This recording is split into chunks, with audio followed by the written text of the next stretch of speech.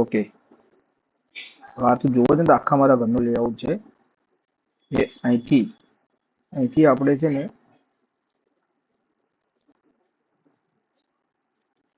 Okay, આ અમારા આખા ઘરનો લેઆઉટ છે.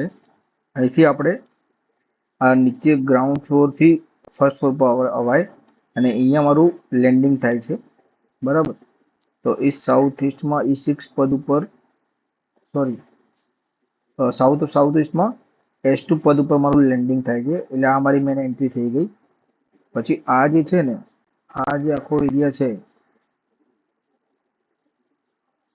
આ મારું બાલ્કની એરિયા છે, પણ કવર્ડ બાય છત, RCC થી કવર છે, એટલે સિંગલ યુનિટ જ ગણાશે.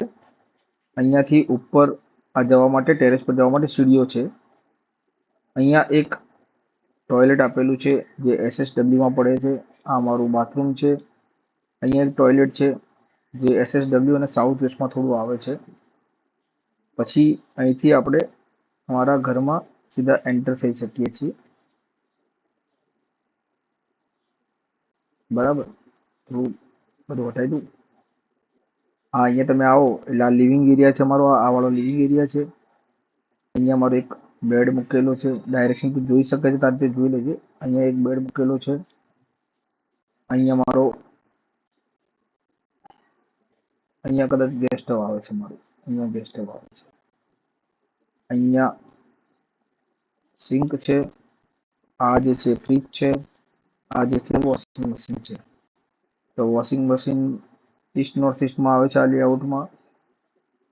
જે ગેસ સ્ટવ છે એ ઈસ્ટ અને સાઉથ ઈસ્ટમાં આવે છે. સિંક મારું જે સાઉથ ઈસ્ટમાં આવે છે. ફ્રીજ મારું સાઉથ ઈસ્ટમાં આવે છે.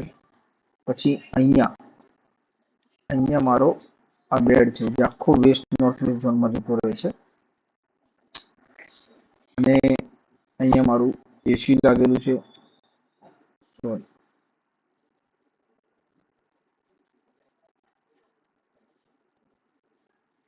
અહીંયા મારું એસી લાગેલું છે. પછી અહીંયા એક મોટું કબાટ છે. અહીંયા લોખંડની અલમારી છે. અહીંયા એક વુડન અલમારી છે. અને અહીંયા અમારી બે વુડન અલમારી છે અહીંયા, બરાબર. તો અહીંયા મને પ્રોબ્લેમ, મેં અહીંયા શું છે, પછી અહીંયા જે આખું લેઆઉટ છે ને, હવે બેક જતો રહું છું, એ આખું જે લેઆઉટ છે ને એને મેં સ્પ્લિટ કર્યો અહીંથી. અહીંયા મેં પહેલા કોપરની સ્ટ્રીપ મારીને આ જે એન્ટ્રી છે ને, આ એન્ટ્રી છે, આ દિવાલો છે, એ આ દિવાલ છે આટલી.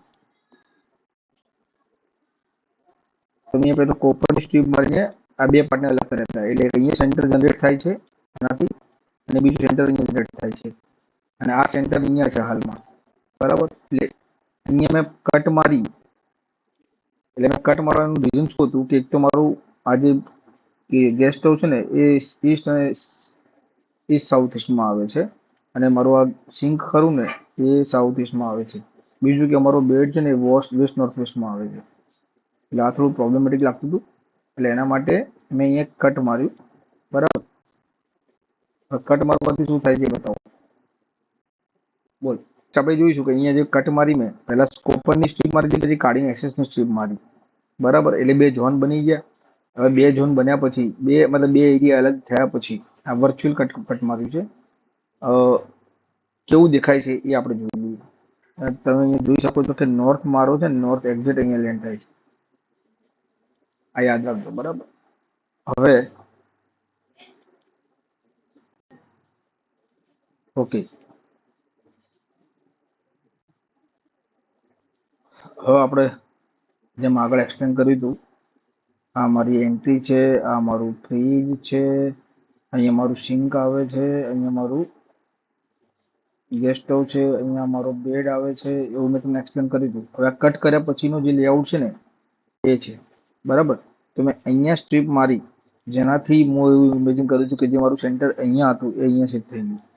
તો આમાંથી થયું શું બેલેન્સ, મારે શું થઈ ગયું ખબર છે? હું એવું ઇમેજિન કરું છું કે આ મારો ગેસ સ્ટવ છે એ એક્ઝેક્ટ સાઉથ ઈસ્ટમાં આવી ગયો, મારું ફ્રીજ એક્ઝેક્ટ સાઉથ ઈસ્ટમાં આવી ગયું, મારું વોશિંગ મશીન છે એક્ઝેક્ટ ઈસ્ટ સાઉથ ઈસ્ટમાં આવી ગયું, બરાબર. બીજું કે મારો આખો બેડ છે એ મારો વેસ્ટમાં આવી જાય છે, બરાબર. અને આ વોર્ડરોબ તો ક્રિટિકલ છે જ મારે, કારણ કે નોર્થમાં છે અને આ બી વોર્ડરોબ નોર્થમાં છે. બરાબર.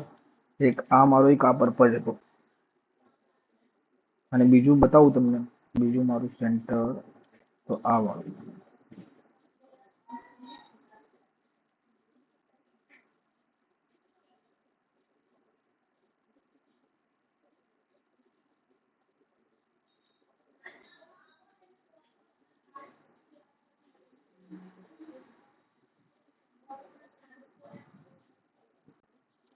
અને આ જે એરિયા છે એ અહીંયા મેં કટ માર્યું. એટલે કટ માર્યું એટલે મેં એવું ઇમેજિન કર્યું કે એક આ પાર્ટ ક્રિએટ થયું, એનું સેન્ટર અહીંયા સેન્ટર મોથી અહીંયા આવી ગયું અને બીજું સેન્ટર અહીંયા ક્રિએટ થયું.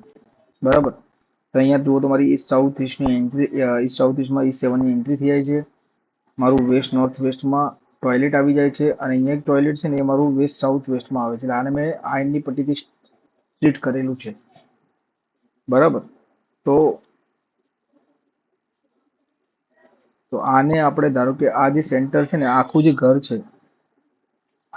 છે, એનું સેન્ટર જે એકચ્યુઅલ છે એ જ કન્સિડર કરવું જોઈએ કે આ મેં બે વચ્ચે કટ મારીને જે આ બે સેન્ટર ક્રિએટ કર્યા છે એ જ કન્સિડર કરવું જોઈએ. એટલે આમાં સજેશન તું મને શું આપીશ? તું મને આ જે યુનિટ છે ને આખો જે કવર થાય છે એને લેઆઉટ 1 કહેજે, અને પેલા જે બે છે ને એને સ્પ્લિટ લેઆઉટ તું કન્સિડર કરી શકે. હવે આનો મારે રિપ્લાય જોઈએ છે કે આ એકચ્યુઅલી અમે જે કર્યું એ ખોટું છે કે સાચું છે. મેં વિડીયોથી એક્સપ્લેન એટલા માટે કર્યું છે કે તને પ્રોપર સમજાઈ શકું. બરાબર ને?